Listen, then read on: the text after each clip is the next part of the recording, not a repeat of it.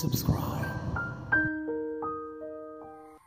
Kung minsan napaka-ironic ng salitang destiny, kasi may makikilala kang total stranger, mamahalin mo, pakakasalan mo, and during your wedding day, may magsasabing, he is your destiny. Kaya lang, lilipas mga araw, mga taon, magkakaproblema, maghihiwalay. So mas mabuti siguro sabihin mo, he is not your destiny. Instead, he is your one true love. At dito sa kwentong ito ng kahugot nating si Benilda, na siya nating anniversary presentation, ay nagkaroon ng justice ang salitang my one true love. Pero bago natin pakinggan ang ating tampok na kwento ngayon, sa mga hindi pa nakasubscribe, please subscribe to our channels. This is DKV at sa Kahugot TV at syempre sa Simpleng Bahay Channel. At narito na mga kahugot ang tampok nating kwento ngayon, ang ating anniversary presentation, ang kwento ng buhay at pag-ibig ng kahugot nating si Benilda. Hatid ng DKV, Dear Kuya Bono ng Bono's Love Tube, kahugot mo sa bawat kwento.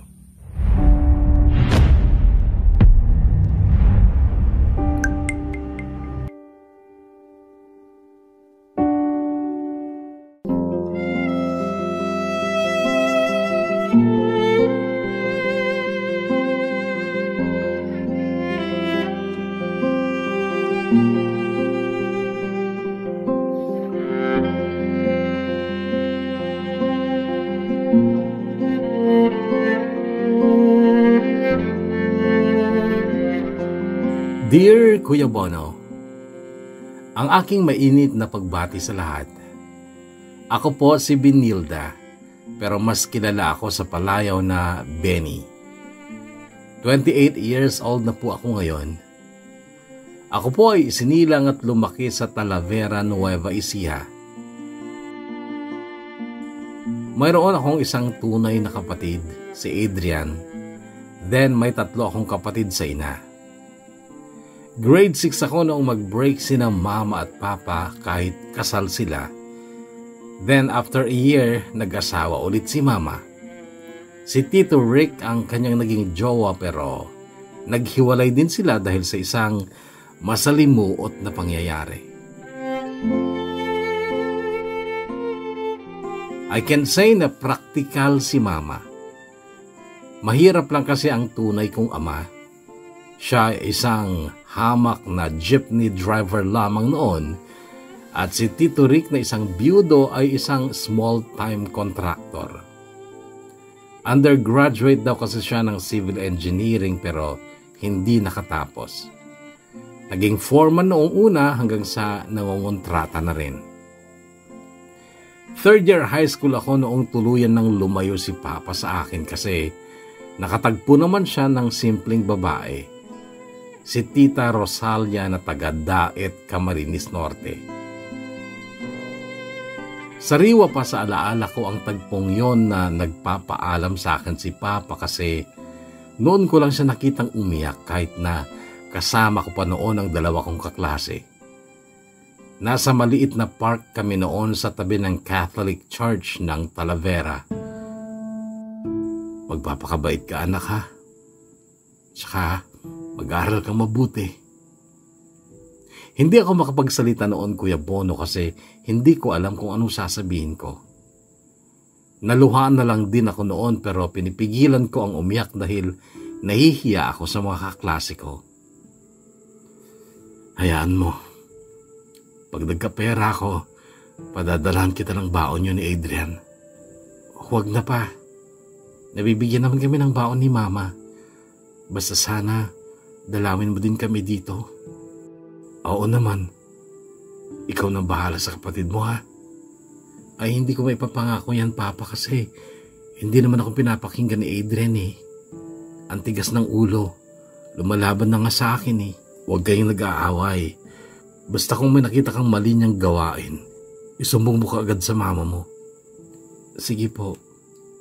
Sige anak. Aalis na ako. Payakap na lang, pwede ba? Noon Kuya Bono ay yumakap ako kay Papa at noon ay mas lalong umagos sa mga luha ko. Mahal na mahal ko si Papa at hanggang noon ay naaawa ako sa kanya kasi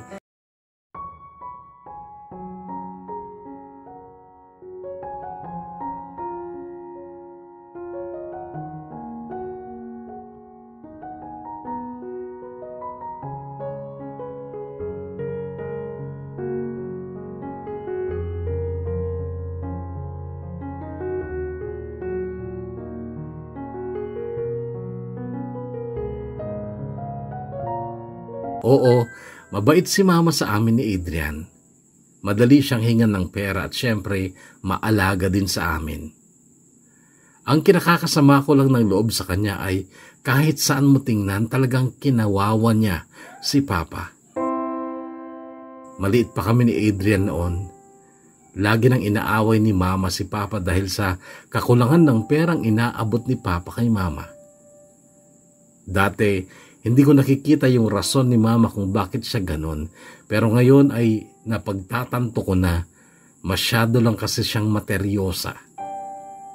Hindi sapat sa kanya na nakakakain lang kami ng 3 beses sa isang araw. Gusto niya magaganda rin ng mga gamit namin. Marami siyang hulugan sa Bombay at kaliwat kanan din ang mga utang niya. Madalas ay nagtitimpi si Papa. Hindi siya umiimik pero kung minsan ay umiinit din ang ulo niya kay Mama at nasasagot din niya ito. Kaya lang kapag ganon ay lalong tatalak si Mama at si Papa ay aalis na lang ng bahay at magpapalimig ng ulo sa labas.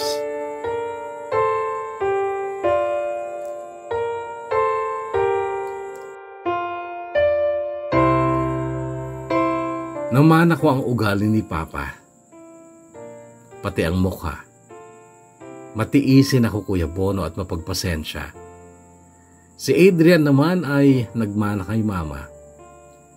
Noong maliliit pa kami, okay pa naman kami ng kapatid ko, kaya lang nung mag-high school na siya, ay naging kakontra ko na siya sa halos lahat ng bagay. Masyado kasi siyang maarte.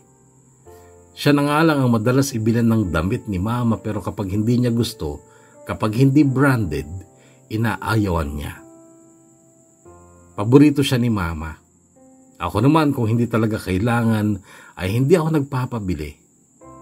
Hanggat hindi nasisira ang gamit ko, hindi ako nag-aasam ng bago. Kasi yun ang turo sa akin ni Papa. Ito rin siguro ang dahilan kung bakit hindi ako ligawin nung high school kasi nga baduy akong pumorma.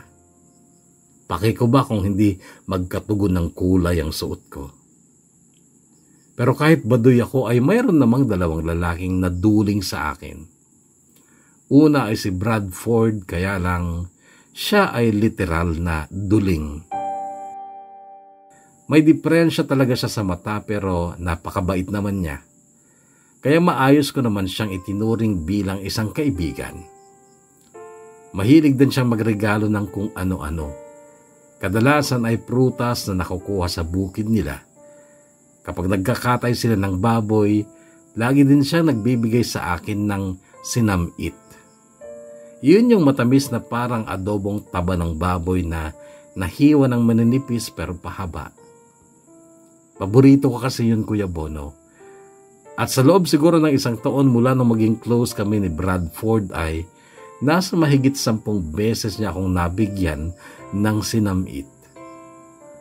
Mayroon daw kasi silang piggery kaya madalas ay nagkakatay sila ng baboy. Ganun lang si Bradford, Kuya Bono. Mabait lang pero hindi naman siya naghahayag ng damdamin niya sa akin. Kaya lang bigla din siyang umiwas nung 4th year na kami sa high school noong sagutin ko na si Ronwell. Hindi rin gwapo si Ronwell pero malambing at maalalahanin. Kaya lang tumagal lang din ng 5 buwan ang relasyon namin dahil nakipag-break ako sa kanya nung malaman kong nililigawan niya ang pinsan ng kaibigan ko. Basta iniwasan ko na lang agad siya at noong makahalata siya ay kinausap niya ako. Bakit ka umiiwas, Benny? Ayoko na, Ronwell. Mag-break na tayo. Bakit? Anong dahilan? Kasi makapal ang mukha mo. Ha? Makapal ang mukha mong manligaw pa ng iba samantalang may girlfriend ka na. Anong balak mo, Ronwell?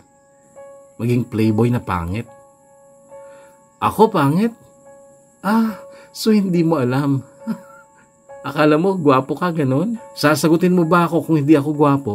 Sinagot kita, Ronwell, dahil akala ko talagang maaalalahanin ka. At hindi dahil sa itsura mo. Di sige. Okay lang kung i-break mo ako. Sasagutin naman ako ni Jonabel eh.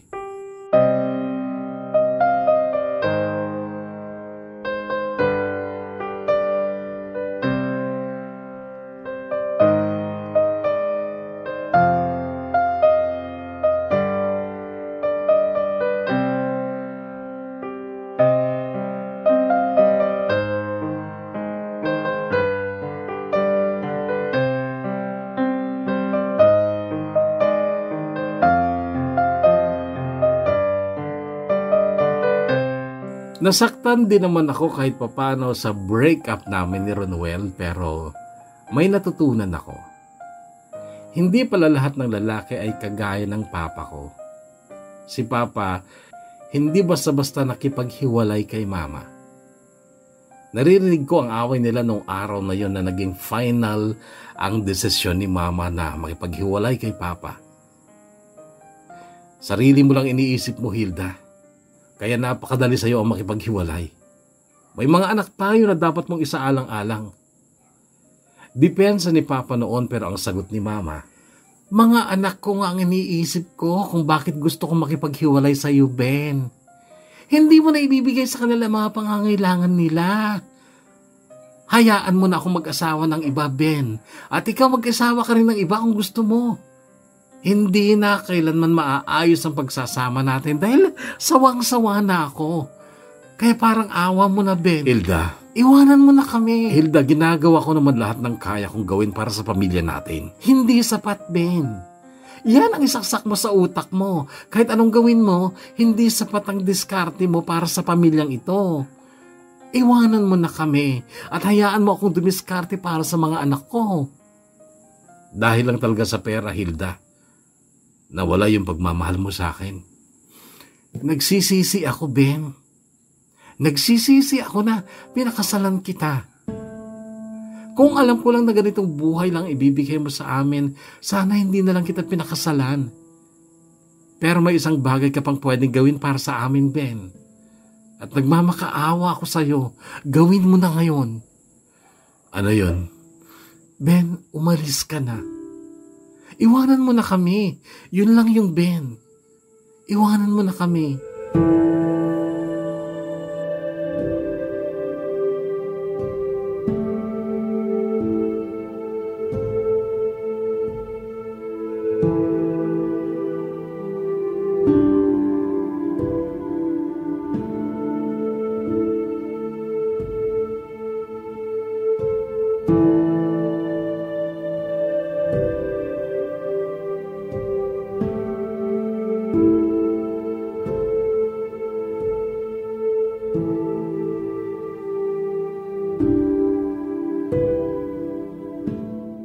College life, nagka-boyfriend naman ako ng isa, si Fabian. Third year college na ako noon sa CLSU sa Muñoz, Nueva Ecija. Marami namang nanligaw noong first year at second year college ako, pero hindi ko magawang magtiwala sa mga lalaki noon matapos ng experience ko kay Ronwell. Pagkaramdam ko noon, maluloko lang ako. Isa si Fabian sa mga nanligaw noong second year pa lang ako, pero friend zone ko. Kaya lang habang friends lang kami ay nagpapakita siya sa akin ng magagandang ugali. Guwapo si Fabian, Kuya Bono, pero bonus na lang yon. Ang nagustuhan ko talaga sa kanya ay ang ugali niya. Marespeto siya sa kanyang salita. Kapag sinabi niya, tutuparin niya. Kapag sinabi niyang alauna, alauna talaga. Gusto ko din ang pagiging prangka niya. Sasabihin talaga niya kung ano ang nasa puso niya in a nice way. At dahil sa mga nakita kong magagandang katangian ni Fabian at sa kanyang consistency ng pangungulit sa akin ay sinagot ko na rin siya at naging kami.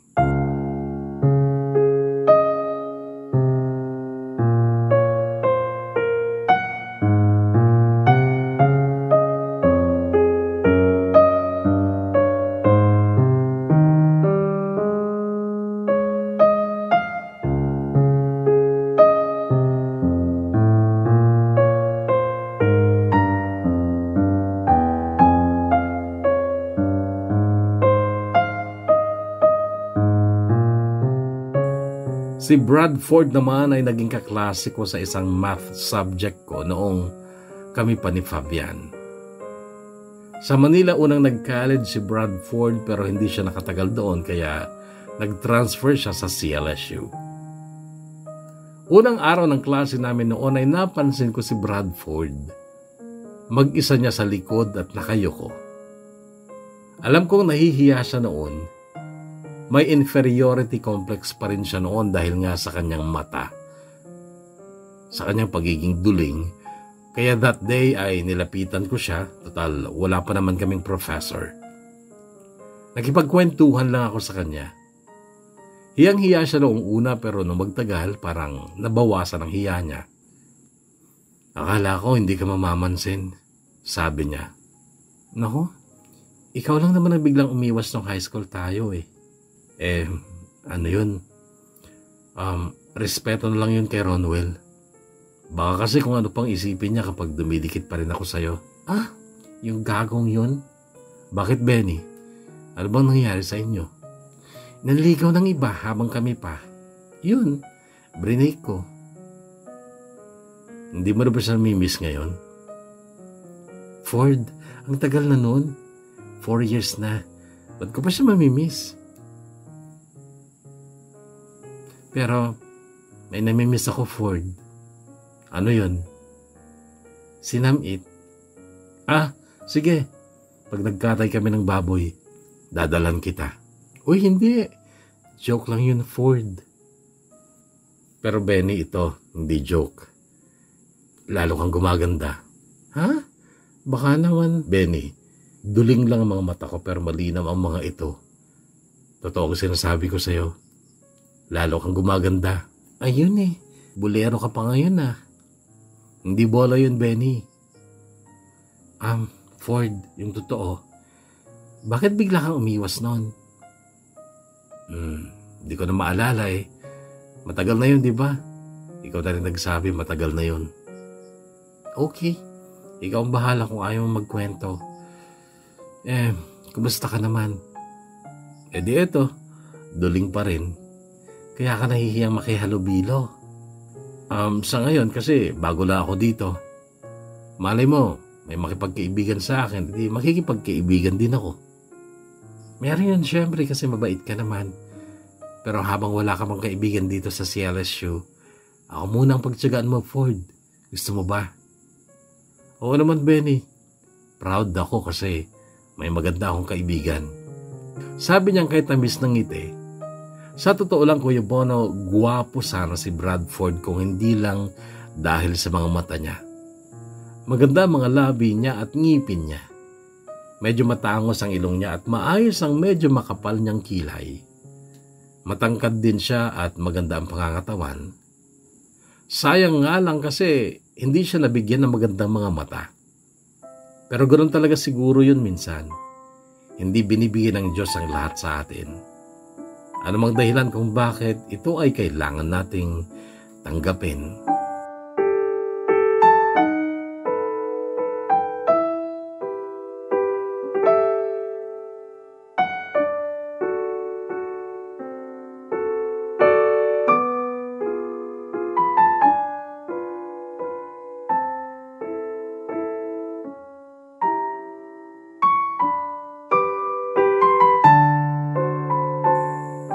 Siloso si Fabian, Kuya Bono, pero hindi naman niya pinagsesilosan si Bradford. Kahit pa nung makita niya magkayakap kami ni Bradford sa ospital, ito ay noong maaksidente si na Mama at 50-50 siya. Samantalang ang dalawang kapatid ko sa ina ay sawimpalad na namatay on the spot sa pinangyarihan ng aksidente.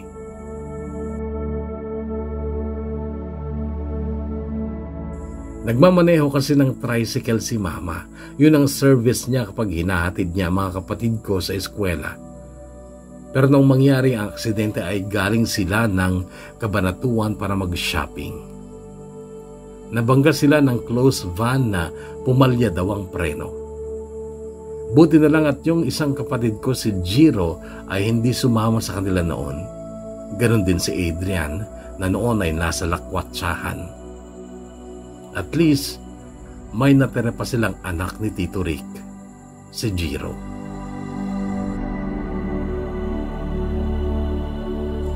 Natatakot ako para kay Mama noon, Kuya Bono, habang nasa ICU siya. Noong dumating si Tita Angge, ang nakakatandang kapatid ni Mama, ay siya muna ang nagbantay sa ospital at umuwi muna ako.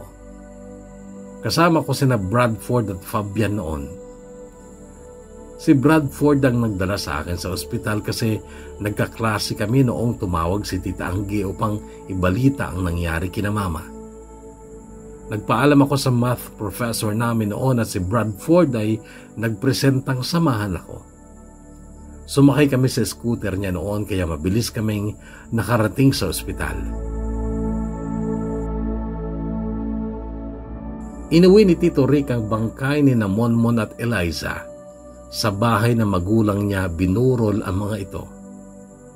Habang nakaratay si Mama sa ospital, mabalasik ang mga titig ni Tito Rick noon at nagtaka ako kung bakit lahat ng gamit at damit ni Jiro ay hinakot rin niya sa bahay ng magulang niya. Kaya noong gabing yon ay mag-isa ako sa bahay. Napakalungkot at natatakot ako para kay Mama. Madaling araw na hindi pa rin ako makatulog hanggang sa makita ko ang photo album ni Mama sa divider. Binuklat ko yun dahil parang gusto kong makita ang mukha ni Mama na maayos pa. Malaki kasi ang naging pinsala sa mukha ni Mama at nakakapanghinayang talaga kasi maganda si Mama sa mga litrato niyang nakita ko sa photo album. Lalo na yung litrato na nasa parang isang kuweba siya.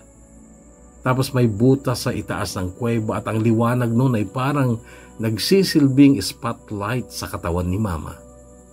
Dahilan upang ma-emphasize ang kagandahan niya. Dalaga pa siya sa litratong yon. At yon ay isa sa pinakagusto kong litrato ni Mama. Nung mailibing si Monmon at Eliza ay dumating si Tito Rick sa ospital. Nakalabas na sa ICU si Mama noon at nasa ward na lang siya. Nagkamalay na rin siya noon pero panayang iyak. At lalo pa siyang umiyak noong sabihin ni Tito Rick ang mga salitang ito kay Mama. Kasalanan mo ang nangyari, Hilda. Magpagaling ka na. Babayaran ko lahat ng gastos mo dito sa ospital. Pero huling gastos ko na yun sa'yo dahil makikipaghiwalay na ako sa'yo. Paano naging kasalanan ko yun, Rick? Aksidente yun? Bakit akala mo ba ginusto kong mawala sa akin mga anak ko? Umiiyak na sagot ni Mama. Hindi ka kasi mapakali sa bahay, Hilda eh. Labas ka ng labas. Bili ka ng bili ng kung ano-anong hindi naman mahalaga. Bakit? Anong importanteng sinaping mo nung magpunta kayo ng Cabanatuan, ha? Hindi nakasagot si Mama. Isa kang sumpa sa buhay ko, Hilda. Nagtiis lang ako sa ugali mo pero yung mawala yung dalawang anak ko dahil sa bisyo mo, hindi ko yan matanggap. Kung magsasama pa tayo, araw-araw kitang makikita. Araw-araw ako mabubwisit sa pagmumukha mo. Kaya mabuti bang maghiwalay na tayo?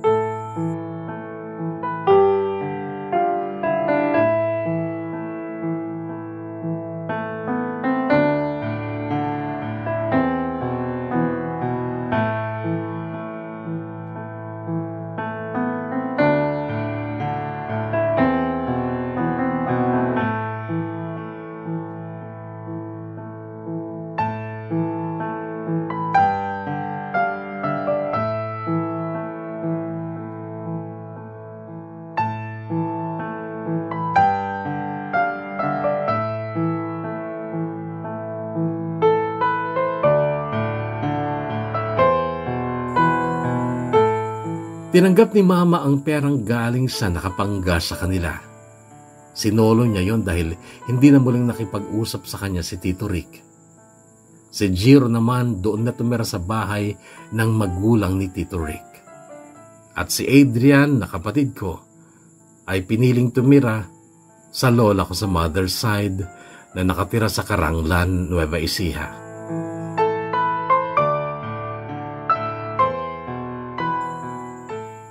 Ginamit ni Mama ang perang iyon sa pagtatayo ng mini grocery sa harap ng bahay. Kumuha din siya ng katulong niya, si Menchi na maputi at maganda at napakatamis ngumiti kahit kanino. Malaki ang naging tulong ni Menchi upang maging maayos ang takbo ng business ni Mama. Tuwa ang idinulot ni Menchi kay Mama pero sa akin ay pasakit ang dinulot niya. Dahil naakit niya si Fabian at si Fabian naman ay nagpaakit sa kaseksihan at kagandahan ni Menchi.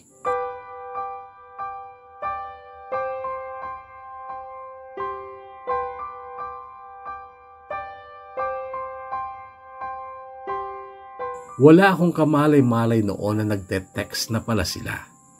Madalas kasing tumambay si Fabian sa tindahan noon dahil vibes na sila ni Mama at madalas makisuyo si Mama kay Fabian na magbuhat ng kung ano-ano sa mini grocery niya.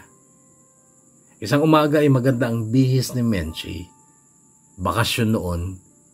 Bigla niya akong nalapitan at sabi niya, "Benny, may sasabihin sana ako sa iyo." "Ano yun?" Magpapasama lang sana ako kay Fabian sa Kabanatuan. Hindi ko kasi kabisado dun eh. May kamit kasi ako doon. Noon ay nagtaka ako, Kuya Bono, pero sabi ko, sige, okay na naman sa akin eh. Sabi ko na lang pero masama ang kutob ko noon. Alam ko kasi ang kilatis ni Menchi at kahit may tiwala ako kay Fabian ay hindi ko pa rin naiwasan talaga magduda. Hinintay ko mag-text si Fabian sa akin para magpaalam pero wala akong natanggap na text mula sa kanya. Kinahaponan ay dumating si Menchi sa tindahan. Maluwang ang kanyang ngiti. "Menchi, asan si Fabian?" Tanong ko sa kanya. "Umuwi na." Sagot niya tsaka nagpunta sa bodega kasi mag-i-inventory siya. Naririnig ko siya sa bodega na pakanta-kanta ng "Can This Be Love?", "I'm Feeling Right Now", at saka "I Think I'm in Love". Noon ay tinext ko si Fabian. Ang sabi ko, "Kumusta naman ang date niyo ni Menchi?" Tanong ko at ang reply niya, "Nagpasama lang sa akin, hindi kami nag-date." Umamin ka na, Fabian, habang maaga pa. Sinamahan ko nga lang, ba't ba ang kulit mo? Fabian, madali lang to. Umamin ka lang kaysa naman pahabain mo pa tapos sa huli makikipag-break ka lang din dahil in love ka na sa iba. Naranasan ko na dati to, Fabian, kaya mas kaya ko nang masaktan ngayon. Di sige, aamin na ako. Kami na ni Menchi.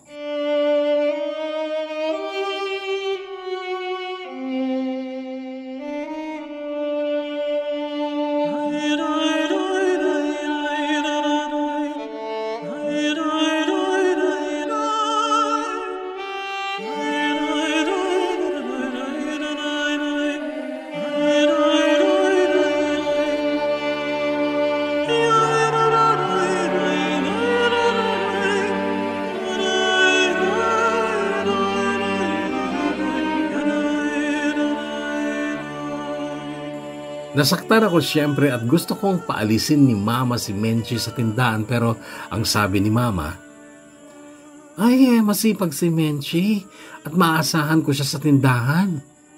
Kalimutan mo lang si Fabian at maghanap ka na lang ng iba. Kaysa naman madadamay pa yung negosyo ko. Mahirap makahanap ng trabahador na gaya ni Menchi, Benny. Tsaka alam niya na lahat ng trabaho doon. Grabe naman, Ma. As in, parang okay lang sa'yo na nasasaktan ako. At kakampihan mo pa yung babaeng naging rason para masaktan ako. Benny, lalaki lang yan. Maraming lalaki dyan. Mag-ayos ka naman kasi para hindi ka pinagpapalit ng boyfriend mo. Tingnan mo nga yung sarili mo, Benny. Mas losyang ka pa sa akin ha. Ayan o, duster ang suot mo. Si Menchi, naka-short na maiksi. Naka-riband ang buhok. Naka-sleeveless. Tinalikuran ko na lang si mama noon at nagkulong ako sa kwarto ko. Nagtampo ako sa kanya kasi parang naging insensitive siya sa damdamin ko.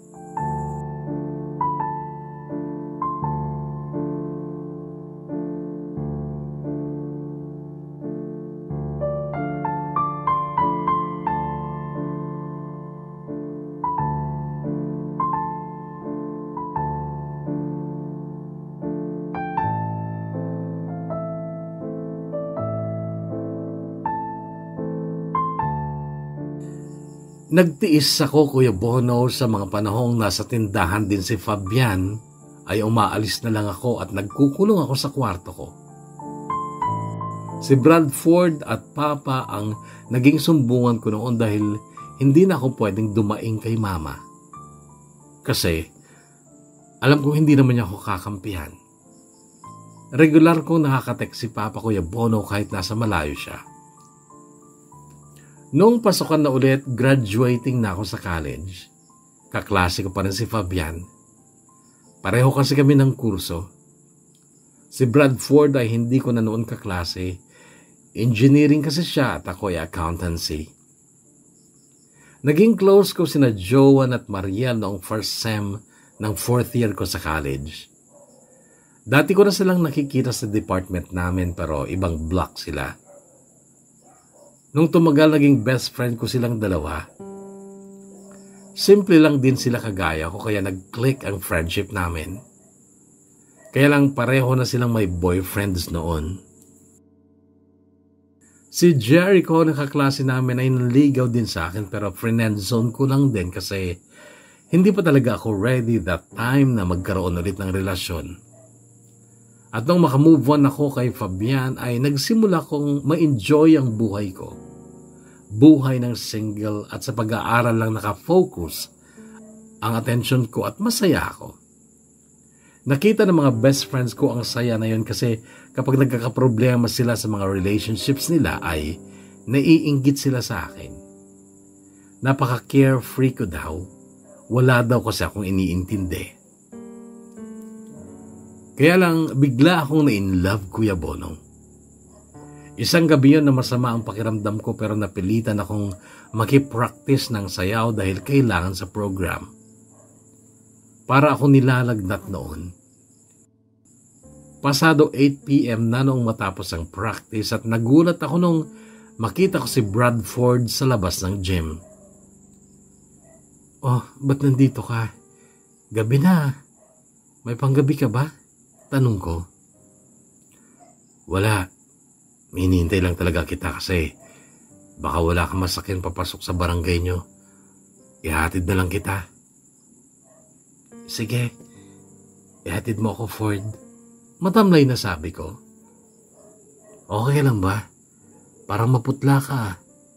Alalang tanong niya sa akin. May lagnat yata ako, Ford eh. Mainit ako.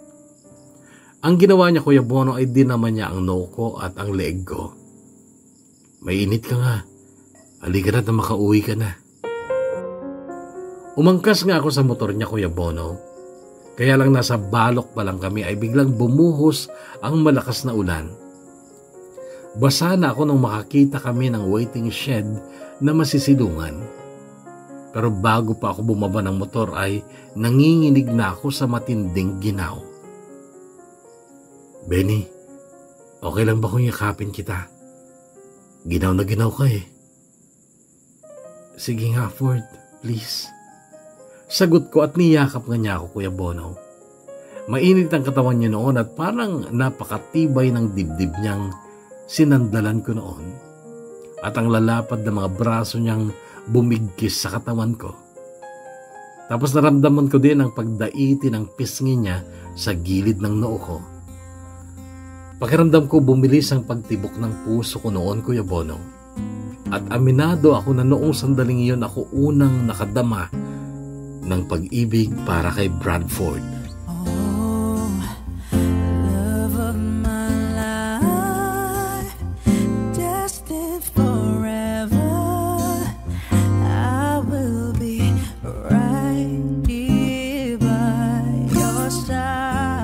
Mataas ang lagnat ko noong nakahiga na ako sa kama ko. Masakit din ang mga kasukasuan ko na siyang naging dahilan para makatulog kaagad ako. Kinabukasan ay nagising ako. May konti pa akong lagnat pero halos wala na ang sakit ng katawan ko. Tiningnan ko ang cellphone ko. Ang daming text ni Bradford na nakatulugan ko pala. Binasa ko lahat at napangiti ako sa panghuling text niya at ang sabi niya, "Sorry Benny, pero hindi ko na kayang pigilan itong nararamdaman ko mula pa nung high school tayo. Ngayon sasabihin ko na, bahala na, pero Benny, mahal na mahal kita." Napangiti ako at kinilig, Kuya Bono. Pakiramdam ko wala na akong lagnat. At nireplyan ko siya ng ganito, "Ford, mahal din kita." Forever starts from now, I promise you. Loving you is all that I can do. No one can take it away from me. Nobody but you. Ilang oras lang ang dumaan ay dumating siya sa bahay at may dalang bulaklak, mga prutas at sinamit. Niyakap ko siya. At iyon, Kuya Bono, ang naging simulan ng masayang relasyon ko sa aking boyfriend na duling pero wala akong pakialam. Kasi diretso naman ang pagtingin niya sa akin. Ang mahalaga sa akin ay mahal na mahal ko siya. Period. Forever starts from now, I promise you. Loving you is all that I can do. No one can take it away from me. Nobody but you. Nauna ako nag-graduate kay Bradford. 5 years kasi ang course niya. Nag-enroll ako sa review, then nag-take ng board exam at pinalad na mga makapasa. Mahirap pumasok sa mga big time na accounting firm na siya sanang pangarap ko, pero habang naghihintay ay napasok ako sa isang sikat na pawn shop na may branches sa lahat ng bayan sa buong bansa. Pero hindi ako yung nasa counter. Sa loob kami kasi accounting kami. Nagtagal ako doon ng mahigit 1 taon, Kuya Bono, kasi maayos naman ang pasweldo at kompleto ang benefits. Noong magtapos si Bradford sa college ay kaagad siyang umakyat ng Baguio para sa kanyang review. Nataong linggo nung umakyat siya at sumama ako sa parents niya na siyang naghatid sa kanya doon. Sumakay kami sa XLT nila. Balikan lang kami at hindi yun okay sa akin kasi ang gusto ko sana makasama pa si Bradford sa pamamasyal sa Baguio. Hayaan mo, babe. Pag pumasa ako sa board exam, aakyat ulit tayo dito. Kung gusto mo, 1 linggo tayo dito eh. Sabi niya. Uy, parang honeymoon na yun ah. Sabi ko. Ngumiti siya sabay titig sa akin at ang sabi niya, may balak ka bang pakasalan ako? Ha? Ano ka ba, Ford?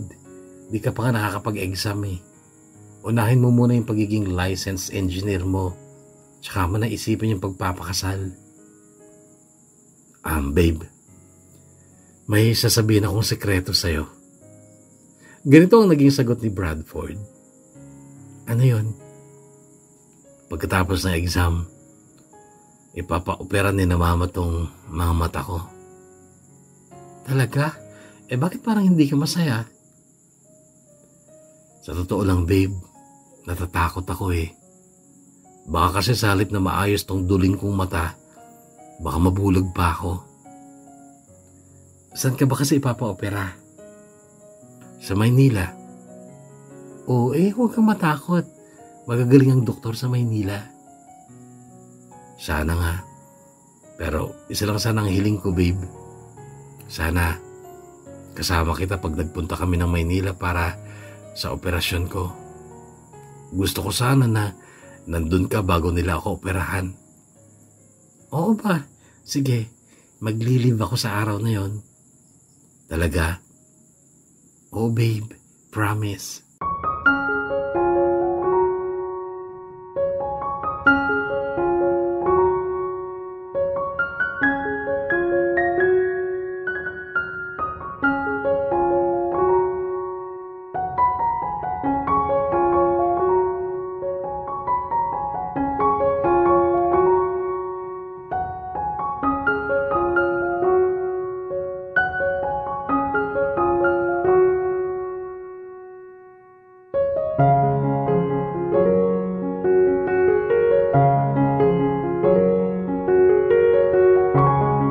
Pero eka nga nila, Kuya Bono, promises are made to be broken. Pero hindi naman sinasadya. Isang buwan bago ang exam ni Bradford ay humarap ako sa isang decision making para sa karir ko. I had this offer na mag-manage ng branch namin dito sa Tugigaraw at sinungguban ko ito. Hindi kasi lahat ng empleyado na mahigit isang taon pa lang ang experience ay naaalok kang maging head. Ito ang dahilan kung bakit ako napadpad dito sa Tugigaraw. At dito ko na rin nakilala si Popoy.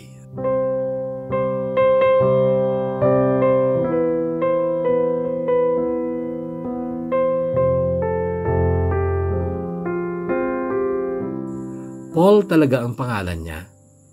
Kayo manggi ang balat niya, parang dark chocolate, pero makinis. Magaganda ang ngipin. May pagka-orange sa mga lips niya. At maganda ang kanyang pangangatawan. Noong makilala ko siya ay pansamantala siyang namamasada ng tricycle. At nung hapong iyon ay naisakay niya ako pauwi sa apartment namin sa Balzain. Sa loob ng tricycle ay napapansin kong panay ang sulyap niya. Nakikita ko siya sa malaking salamin sa harap niya, sa bandang itaas ng ulo niya. At nung pababa na ako at akmang magbabayad na ako, ay ang sabi niya, "Ay miss, pwede bang salit na magbayad ka ibigay mo na lang sa akin ang number mo?" Natigilan ako sa sinabi niyang iyon at syempre, hindi naman tama na kara-karaha kong ibigay ang number ko. Tsaka, baka kailangan mo ulit na masasakyan. Lalo na, tag-ulan na. Mahirap sumakay kapag tag-ulan. Pero kapag binigay mo sa akin ang number mo, kahit bumabagyo pa ng signal number 5, susunduin kita. Doon Kuya Bono ay nasukol niya ako at tama siya. Pero ang sabi ko, sige, ibibigay ko sa iyo ang number ko pero friends lang tayo ha. Kasi alam mo, may boyfriend ako sa Nueva Ecija. Sige, okay lang. Sabi niyang nakangiti. Prominente ang panga niya Kuya Bono na lalong bumagay sa mukha niya. Napaka-masculine niya at hindi ko maiwasang humanga sa kanyang physical na anyo. Kaya lang, agad ko rin kinontrol ang sarili ko kasi nga may Bradford na ako. Si Bradford na sobrang maunawain at mabait. Inunawa na lang niya ang sitwasyon ko noong hindi ako makasama sa kanila sa Maynila para sa kanyang operasyon kasi nga kaka-install ko pa lang bilang bagong branch head. Hindi ako pwedeng mag-leave kaagad.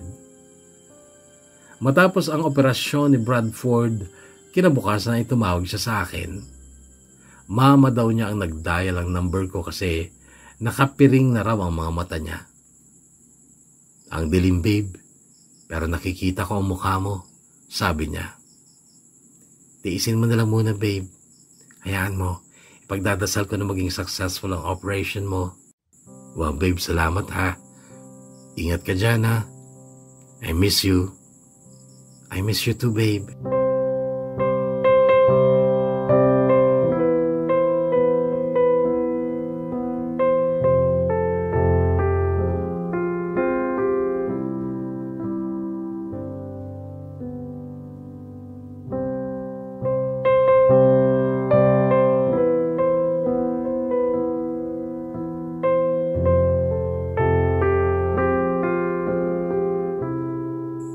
Day off ko noong mangulit si Popoy, ililibot lang daw niya ako.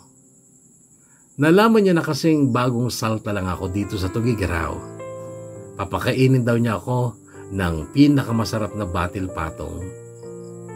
Bored ako noon, Kuya Bono, kaya sumama ako kay Popoy. Una ay dinala niya ako sa pansiteria sa Diversion Road at talaga namang napakasarap ng batil patong doon at ang dami pa na hindi ko naman talaga kayang ubusin. Pero kumakain pa lang kami nung sabihin niyang, gusto mo bang makita yung sikat na kuweba? Ah, parang napanood ko yun sa MMK yung batang tourist guide. Tama, Kalaw Cave yun. Ano, gusto mo ba? Sige, wala naman itong gagawin eh. Sabi ko, kahit hindi ko pa alam kung gaano kalayo yun dito sa Tugigaraw. Noong matapos kaming kumain ay umuwi kami saglit sa bahay nila sa San Gabriel. Magandang bahay nila, Kuya Bono. Moderno ang disenyo at halatang bago. Wala ding tao noon maliban lang sa kanilang katulong. Wala yatang tao, sabi ko. Umalis si Papa kasama yung pamangkin ko. Tapos yung nag-iisang kapatid ko, nagtatrabaho sa Maynila. Yung mama mo? Nasa Batangas siya. May iba na siyang pamilya. Ah, okay. So ikaw may stepmother ka din? Wala. Hindi na nag-asawa si Papa. Ganun ba? Broken family din ako, Popoy. Parehas lang tayo. Ganun ba? Pero huwag na natin pag-usapan yung mga magulang nating marurupok. Baka mag-iyakan lang tayo Mabuti pa, isuot mo na to. Sabi niya sabay abot sa akin ng jacket at helmet. Bakit to? Mas mabilis kapag single ang motor na sasakyan natin Medyo malayo kasi yun. Ganun ba? Okay, sanay naman ako umangkas Sabi ko, kumapit ka pa rin sa akin o kaya yumakap ka sa akin para sure na hindi ka mahulog. Hindi ako mahuhulog. Sanay nga ako Sabi ko, Kuya Bono, pero mali ako kasi nahulog ako. Nahulog ako hindi sa motor kundi nahulog ang loob ko kay Popoy.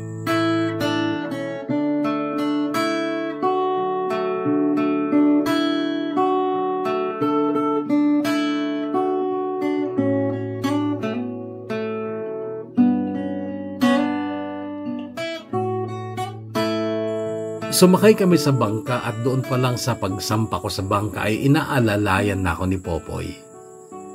Ganon din sa pagbaba ng bangka at sa pag-akyat sa napakataas na hagdan. Sobrang nakakapagod pero worth it naman nung mapasok na namin ang kuweba. Baka gusto mong magdasal? Mahinang tanong sa akin ni Popoy noong nasa kapilya kami sa loob ng kuweba. Naalala ko si Bradford. Oo. Magdadasal ako, samahan mo ako, sabi ko. Nagdasal nga ako, Kuya Bono. Nagpasalamat at hiniling na maging matagumpay ang naging operasyon ni Bradford.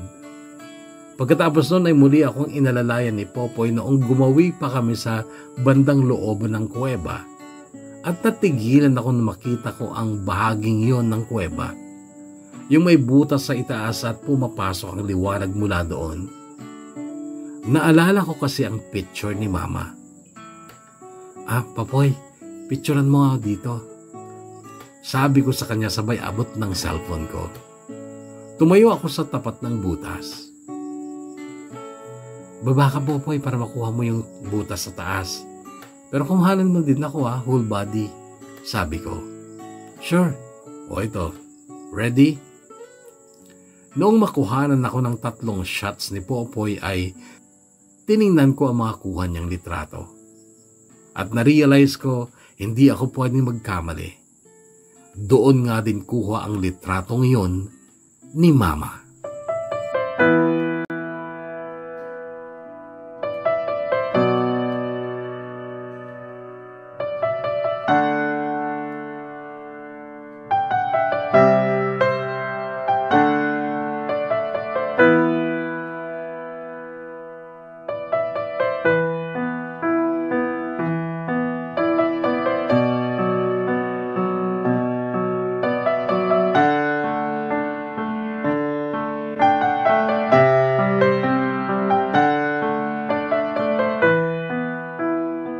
Ginabi kami ni Popoy pero bago niya ako hinatid sa apartment ay kumain pa kami ng hapunan at doon ay mas matagal ang naging kwentuhan namin. Galing pala siya ng Qatar at nung umalis siya ay may girlfriend siya, si Mary Gail. Pero 1 taon pa lang daw niya sa Qatar ay mayroon ng ibang mahal, si Mary Gail. Sakit naman nun, Popoy. Sabi ko. Hindi na gaano ngayon. Nasa Qatar pa ako mahirap. Gabba, gusto kong umuwi noon para mag-usap kami ng personal ni Mary Gail. Para magkaayos kami, kaya lang hindi naman pwedeng basta-basta lang umuwi. Kaya parang mauula pa ako nun ko. Ang ula pa, Kuya Bono, ay baliw. Mauula pa, mababaliw. Para daw siyang mababaliw noon at naunawaan ko naman yun kasi mahirap nga yung naging sitwasyon niya noon dahil sa pag-iwan sa kanya ni Mary Gail. Marami pa kaming napagkwentuhan ni Popoy noon, Kuya Bono, at nung gabing yun, matapos kami mag-usap ni Bradford sa cellphone ay bumalik sa alaala ko ang maghapong kasama ko si Popoy. Napakabait niya, napaka-gentleman, at nakakakilig ang kagwapuhan niya. Ang sarap damhin ng palad niya, Kuya Bono, kapag inaalalayan niya ako. Grabe yung treatment niya sa akin at pakiramdam ko napaka-espesyal ko. And I must admit, Kuya Bono, na noon ko lang maranasan ng ganong treatment ng isang lalaki sa akin. At yun, Kuya Bono, ang dahilan kung bakit ko nasabing nahulog ako kay Popoy. What is this I'm feeling? I just can't explain. When you're near, I'm just not the same. I'm trying to hide it, try not to show it. It's crazy. How could it be? I've fallen for you. Finally, my heart gave in and I've fallen in love. Finally know how it feels. Alam kong mali pero hindi ko itatanggi na cheating na kay Bradford ang ginagawa kong pakikipag-ugnayan kay Popoy. Nagpunta siya noon sa Maynila kasi nag-a-apply ulit ng trabaho sa abroad, sa South Korea naman. 1 linggo si Popoy noon sa Maynila and that same week ay aalisin na ang piring sa mga mata ni Bradford. That morning, nasa office ako nung mag-ring ang messenger ko. Video call. Tumawag si Bradford. Wala akong kasama noon sa loob kaya sinagot ko ang tawag niya. At nagulat ako nung makita ko ang mukha ni Bradford, lalo na mga mata niya. Hindi na siya duling, Kuya Bono, at napakagwapo niya. May in love ka na ng totoo sa akin ngayon, babe, nakatawang sabi niya. At sinang-anunan ko yon, Kuya Bono, kasi gwapo talaga si Bradford. Kabaliktaran siya ni Popoy. Maputi si Bradford at baby face ang mukha while si Popoy ay manly at kayumanggi, matigas tingnan. Dati naman na akong in love sa'yo, babe, kahit nung daling pa ako, sabi niya, tsaka tumawa. I miss you, babe. Sabi ko, at totoo yun, Kuya Bono, pero parang may bigat sa dibdib ko. May guilt feeling kasi ang totoo, miss ko din si Popoy. I've fallen for you. Finally, my heart gave in and I've fallen in love. I finally know how it feels. So this is love.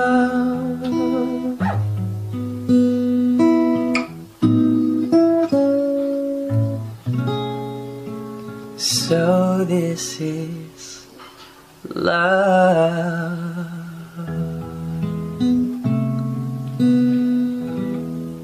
Nagkaroon ng mataas na confidence si Bradford. Noong totally ay nakarecover na siya sa operasyon ay nag-gym pa siya para daw gumanda pa lalo ang katawan niya. At noong pumasa siya sa board exam at naging ganap na siyang civil engineer, ay lalo pang umangat ang paningin ni Bradford sa kanyang sarili. Nagsosyo sila ng tita niyang arkitekto para magtayo ng construction firm. Nangontrata sila at naging busy si Bradford to the extent na halos sa gabi na lang siya nakakapag-text sa akin. Humingi naman siya ng paumanhin nung napapadalang ng pagtawag at pagte-text niya at inunawa ko naman siya. Pasko ng 2017 ay umuwi ako ng Nueva Ecija. Pero bagong taon pa kami nakapagkita ni Bradford dahil nagstay daw siya sa Paite, Laguna kung saan naroon ang project nila na bodega. Umaga ng January 1, 2018 siya dumating sa bahay at si Mama ang unang nakakita sa kanya. "Ay, nandito na si Mr. Yabang." Narinig kong sabi ni Mama. Tumanaw ako sa bintana at nakita kong pababa nga si Bradford sa pick-up na gamit niya, pinapagamit sa kanya ng tita niyang arkitekto. "Ma, si Bradford pa yung tinutukoy mo mayabang?" "Abay, oo. Napakayabang niyan. Umayos lang ang dating duling na mata, yumabang na." "Paano mo naman sabi yan, Ma?" "Madalas dati dito yan. Diyan sa tindahan lagi bumibili. Nung una, pinaratangan niya si Menchie na naglalaway daw si Menchie sa kanya. Nakaharap pa si Fabian noon. Ayan, muntikan silang magbabag." "Talaga? Totoo ba yan, Ma?" "Ay, nako Benny. Kung nung dati, hindi yan makatingin ng diretso. Ngayon, taas noo lagi. At sagad ang ngiti na akala mo lahat ng tao nakatingin sa kanya." Umismid pa si Mama noong marinig kong kumatok si Bradford sa pinto. Nagtungo si Mama sa kusina. Binuksan ko ang pinto at isang napakagwapo at kagalang-galang ni binata ang nakita ko. "Happy New Year." Bati niya sabay abot sa akin ng isang Tupperware na dala niya.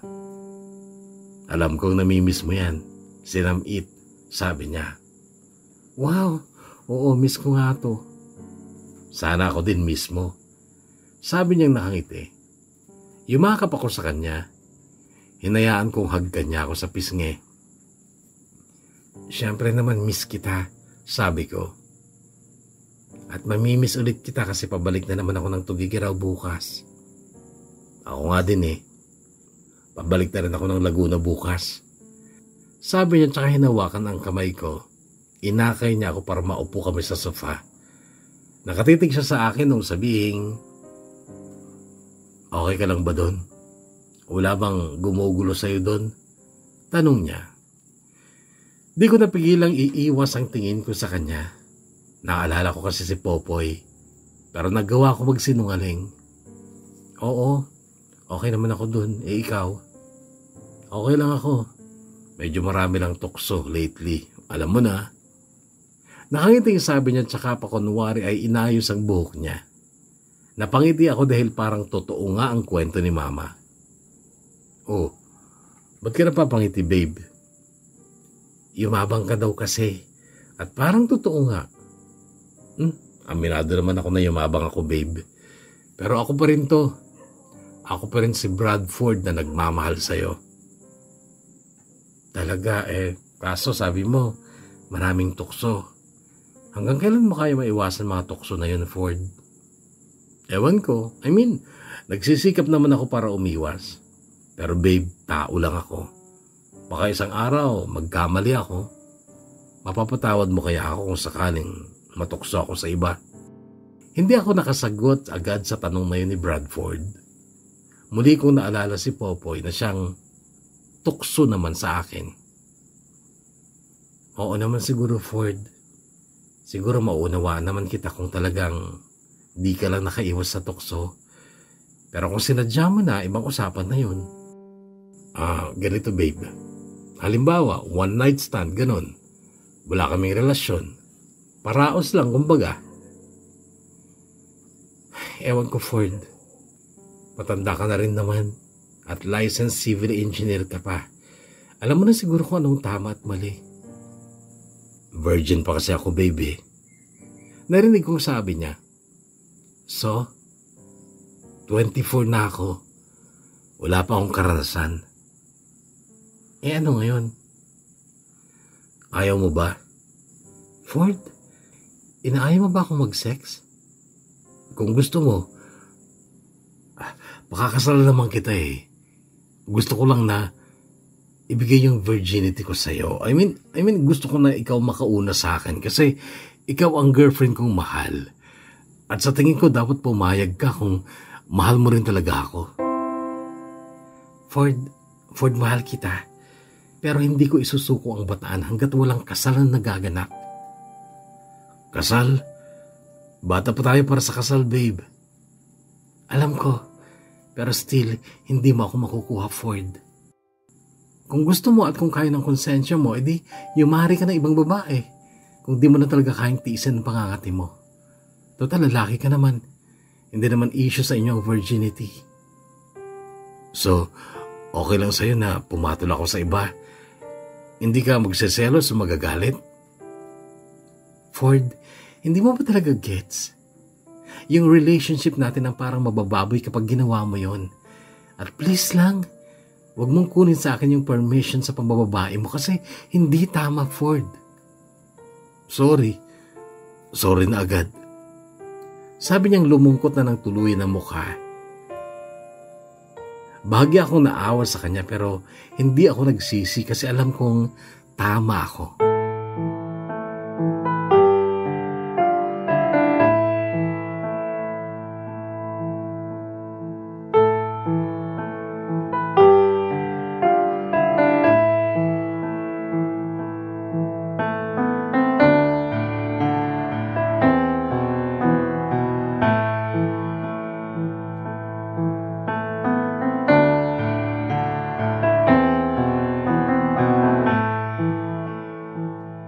January 12, 2018 ay sinundo ako ni Popoy.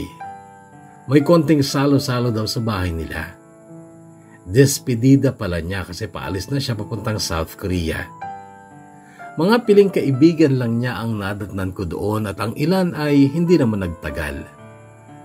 Dalawang lalaki ang naiwan na siyang kaharap ni Popoy sa inuman. Si Joey na best friend niya at si Vincent na pinsan niya. At parang kakambal niya si Vincent kasi napakalaki ng pagkakahawig nila sa mukha at kulay ng balat.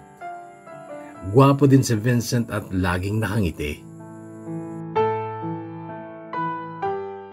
Kaharap din namin si Tito Chito noon, ang papa ni Popoy. Nakaharap din ako pero hindi ako umiinom. Hanggang sa mapagbalingan ako ng papa ni Popoy na si Tito Chito. Taga saan ka, Neng? Tanong niya. Nakatira po ako sa Balsain, pero taga Nueva Ecija po ako. Saan sa Nueva Ecija? Talavera po. Maestrang Kikay po yung barangay namin. Talaga? May kilala ka bang Hilda Santos? Natagilan ako, Kuya Bono, kasi pangalan yun ng mama ko. Mama ko po, nung dalaga pa siya, Hilda Santos siya. Noon ay parang nabigla siya tapos tumingin sa kawalan tsaka binalik ang tingin sa akin. Ang mama mo ba ay maputi, makakasintangkad mo at may nunal sa dulo ng kilay? Opo. Kilala niyo po ang mama ko? Oo. Kilala ko ang mama mo. Kumusta na siya? Okay naman po, kaya lang nasira po yung mukha ni mama dahil sa aksidente.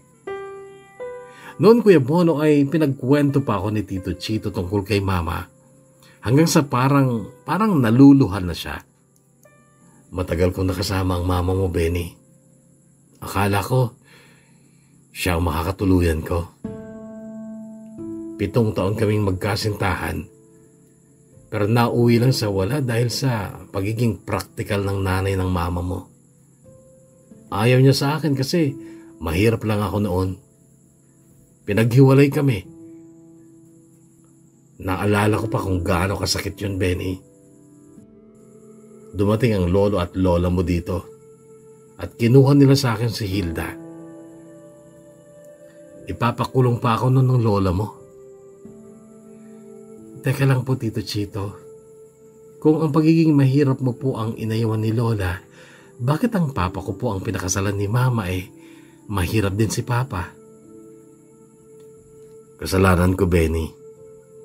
Dahil nung ilayo nila sa akin ng mama mo, masyado akong nasaktan at may isang babaeng tumulong sa akin para makalimot. Yun ang pinakasalan ko. Tapos, 5 buwan na akong kasal nung dumating ulit ang mama mo dito. Naglayas daw siya. Kaya lang, hindi na ako pwede noon kasi nga, kasal na ako kay Angelita, ang mama ni Popoy. Kaya umalis ulit si Hilda. Sa totoo lang, Benny, gusto kong samahan si Hilda noon. Gusto kong iwanan si Angelita. Kaya lang, hindi na rin pumayag si Hilda. Panindigan ko daw ang asawa ko. Kaya umalis siya. Ang alam ko, nagtungo siya ng Baguio at doon niya nakilala ang papa mo.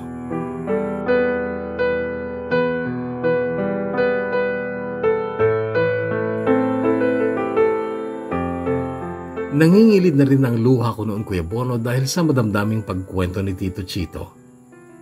Natigilan na ako noong muli siyang magsalita. At ang sabi niya, Benny, kung kami ng mama mo ay hindi nagkatuluyan, sana kayo ni Popoy ay magkatuluyan. Finally, my heart gave in and I've fallen in love. I finally know how it feels. So this is love.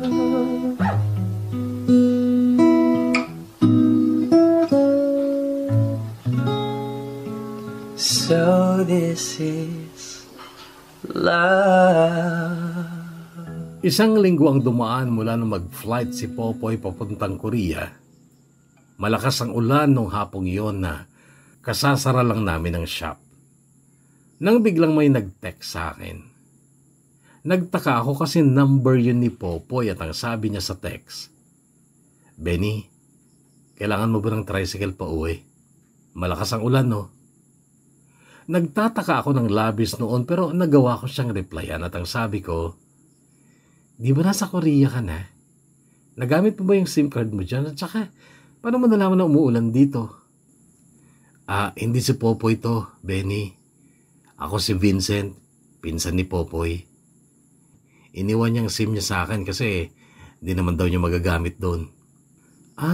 Kala ko ba naman, okay Vincent, oo nga pala, kailangan ko ng tricycle. Pwede ka bang sumundo? Siyempre nandito na nga ako sabi niya. Nagpalingalinga ako, Kuya Bono, hanggang sa makita ko si Popoy. Kamukha ni Popoy. Nakangiti at kumakaway sa kabilang gilid ng kalsada. Si Vincent, napaka-sweet ng ngiti niya. Nakakahawa. At ganun din ka-sweet ng kanyang ngiti noong araw na yon sa simbahan. Habang akay ako ni Papa patungong altar upang ihatid kay Vincent. Ang araw na yon ay June 18, 2019. Araw ng kasal namin ni Vincent. Ikaw ang bigay ng may kapal, tugon sa aking dasal, upang sa lahat ng panahon ang bawat pagkakataon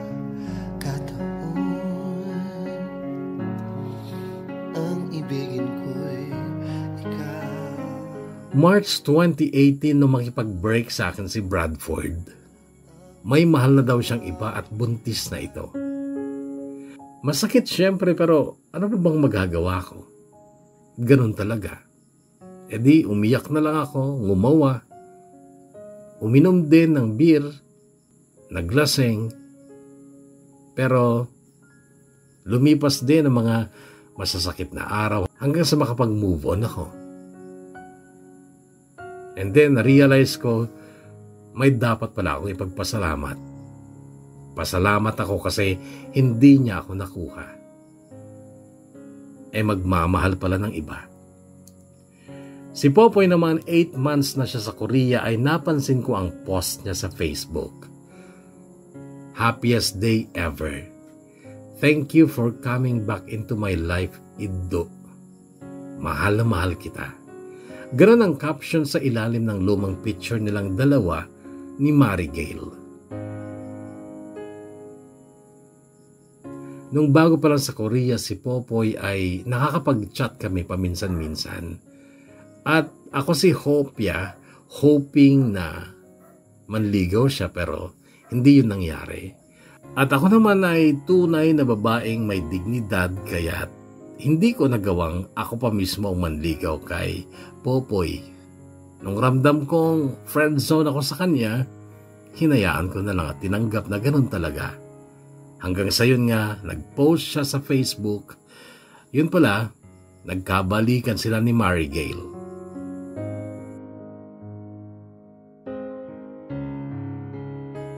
Then, noon ko na rin binagyan ng pagpapahalaga yung mga ginagawa ni Vincent para sa akin. Yung mga simpleng ligaw niya hanggang sa formal na siyang magtapat. At hindi ko naman na pinatagal sapagkat sa totoo lang ay gusto ko rin siya. Hindi lang sa kanyang physical na itsura kundi dahil sa kabaitan niya at sa mga nakakatawang bagay tungkol sa kanya. Noong kasal namin ni Vincent, dumating siyempre si Papa kasama ang asawa niya. At nandito rin si Mama at ang kapatid ko sina Jiro at Adrian. Nasa reception kami noon at kumakain ng lahat nung kailangan ko si Mama. Tinanong ko si Vincent kung nakita niya si Mama. Ayun o, kasama ni Tito Chito. Noon Kuya Bono ay napangiti ako nang makita kong may mga ngiti sa mga labi nila habang sila ay nag-uusap sa isang sulok ng garden. And yes, muling nagtagpo hindi lang ang mga katawan nila kundi ang kanilang mga puso. Sila ngayon Kuya Bono, si Mama at si Tito Chito ay nagsasama na rin dito sa Tugigaraw bilang mag-asawa. Nakakantig isipin na muling nadugtungan ang pagmamahalan nilang noon ay naputol dahil sa pakikialam ng mama ni Mama. Kami ni Vincent ay masaya din naman. Nagtatrabaho siya sa gobyerno and at the same time ay mayroon din siyang business, motor shop at vape shop.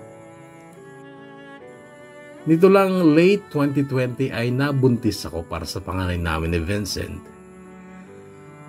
Nag-maternity leave ako nito lang April 2021 kaya't nandito lang ako sa bahay. At nasa akin lahat ang panahon upang mag-type ng aking kwentong gusto kong mapabilang din sa hanay ng mga DKB stories. Si Popoy at Marigale ay kakasal naman sa susunod na buwan. Kararating lang kasi ni Popoy. Kinuha kaming abay ni Vincent kaso tumanggi ako kasi malaki ng tiyan ko. Excited kami ni Vincent na magka-baby Kuya Bono. Lalaki ang nasa sinapupunan ko kahit na gusto ko sana ay babae pero okay lang basta sana ay magmana siya sa mga katangian ng papa niya. Mabait, masipag, masayahin, malambing, mahaba ang pasensya at maunawain. Ang mga katangian ito ni Vincent Kuya Bono ang dahilan kung bakit hindi ako tumangging makasal sa kanya. Bonus na lang yung pagiging guwapo at macho niya. Hanggang dito na lang Kuya Bono ang kwentong ito ng buhay at pag-ibig ko. Sana ay mapagtiyagaan mong maitama ang mga mali ko at mapasali din sana ito sa DKB. Stay safe Kuya Bono and God bless to all kahugots. Lubos na gumagalang at nagpapasalamat. Benilda. Ulang ang magpakailan man upang bawat sandali ay upang muli ay ang mahalin ay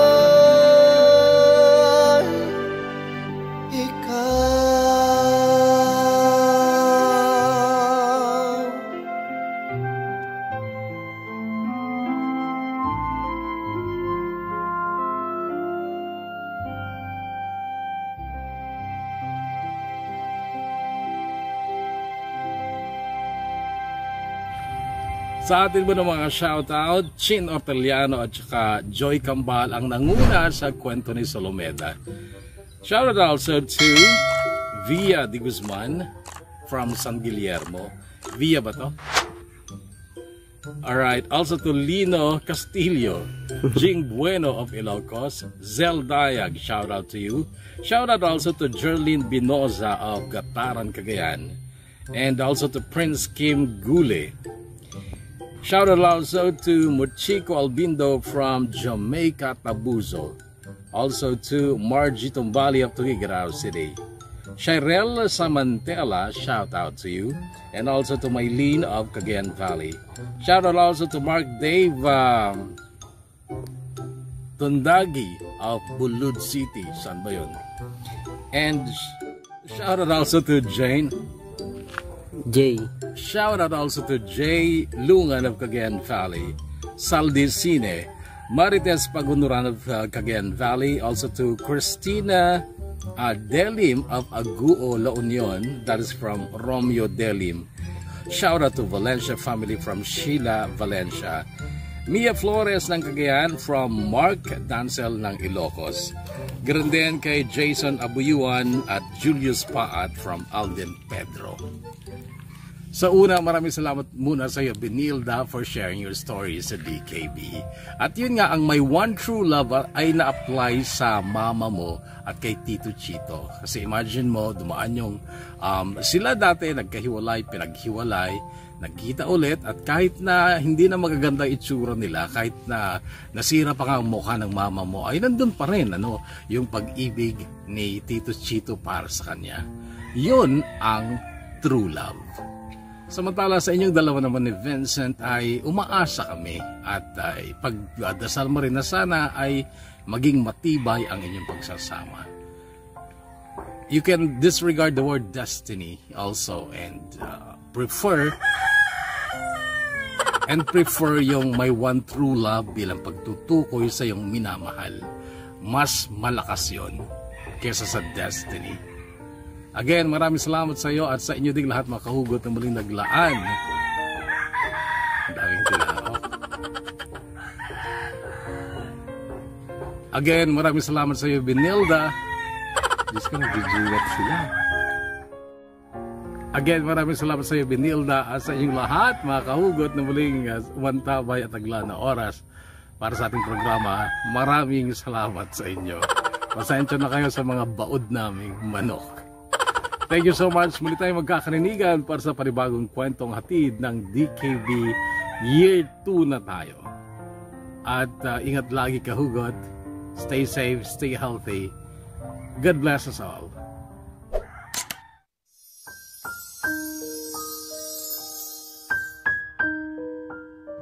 Subscribe.